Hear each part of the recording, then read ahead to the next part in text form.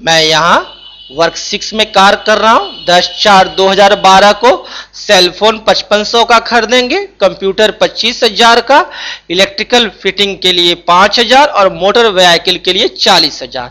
चलिए इसके ट्रांजैक्शंस करते हैं अकाउंटिंग वाउचर्स में।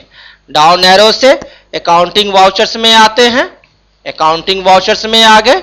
जितने भी ट्रांजैक्शंस होंगे सारे के सारे अकाउंटिंग वाउचर्स में। इंटर बटन प्रेस किए और यहां अभी देखिए हमारा बैंक पेमेंट सेलेक्ट है। बैंक पेमेंट तो सेलेक्ट है लेकिन पार्टिकुलर्स हमारा यहां है, यहां पार्टिकुलर्स और यहां डेबिट है। ठीक है, तो चलिए पेमेंट करते हैं। अगर बैंक पेमेंट नहीं हो तो क्या करेंगे, कीबोर्ड का F5 दाबेंगे। F5 दाबते ही वाउचर टाइप आ गया, बैंक पेमेंट सेलेक्ट हो गया। चलिए सेलफोन C बटन दाबेंगे। C बटन दाबते ही लिस्ट ऑफ लेजर अकाउंट में सेलफोन और कंप्यूटर हाईलाइट हो गए। डाउन एरो दाबे, सेलफोन सेलेक्ट हो गया। इंटर बटन प्रेस करेंगे। इंटर बटन प्रेस करते ही सेलफोन सेलेक्ट हो गया और डेबिट पे चला आया कर्सर। डेबिट ब्लैक है यानी यहां लिखाएगा।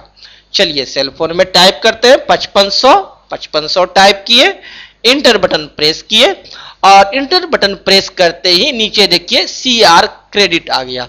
लेकिन अभी तो हमें कंप्यूटर को भी डेबिट करना है तो D दाबे, इंटर बटन दाबे और यहां हम लोग आ गए कंप्यूटर में।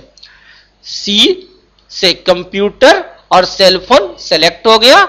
डाउन एरो दाबे, सेलफोन सेलेक्ट, डाउन एरो दाबे, कंप्यूटर। इंटर बटन दाबेंगे, इंटर बटन दाबा। इंटर बटन दाबते ही कंप्यूटर पार्टिकुलर्स में लिखा गया है और डेबिट हमारा हाईलाइट हो गया है। यहां कंप्यूटर को 25,000 से डेबिट करते हैं। 25,000 से डेबिट हो गया।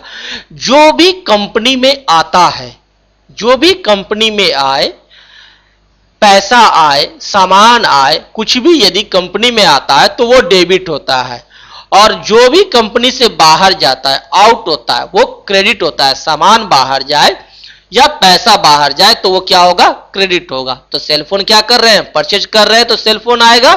तो सेलफोन भी 5500 से डेबिट और कंप्यूटर भी 25,000 से डेबिट होगा। इंटर बटन दाबे, फिर देखिए पुनः क्रेडिट आ गया। तो इसको डेबिट में कन्वर्ट करने के लिए कीबोर्ड का D बटन दाबेंगे।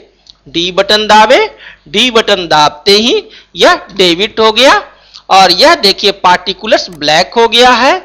अब E बटन दाबते हैं। E बटन दाबते ही लिस्ट ऑफ लेजर अकाउंट्स खुल गया है।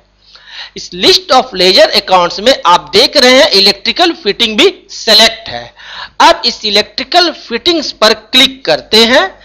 इंटर बटन दाबेंगे या माउस से क्लिक करेंगे। हम लोग माउस का प्रयोग तो टैली में करते ही नहीं है, सारा काम कीबोर्ड से ही हो जाता है। इंटर बटन प्रेस करेंगे कि हमारे को पार्टिकुलर्स में इलेक्ट्रिकल फिटिंग्स लिखा जाएगा। इंटर बटन प्रेस किए, इलेक्ट्रिकल फिटिंग्स लिखा गया। 5,000 से इलेक्ट्रिकल फिटिंग्स परचेज किए। फिर आप देखिए CR हो गया। अभी मुझे मोटर व्हीकल के लिए भी पेमेंट करना है। चलिए तो D दाबेंगे। D दाबते ही डेबिट हो गया। मोटर व्हीकल भी खरीदाकर कंपनी में आ रहा है तो यह भी डेबिट होगा। M दाबेंगे। M दाबते ही लिस्ट ऑफ लेजर अकाउंट में मोटर व्हीकल्स सेलेक्ट हो गया है।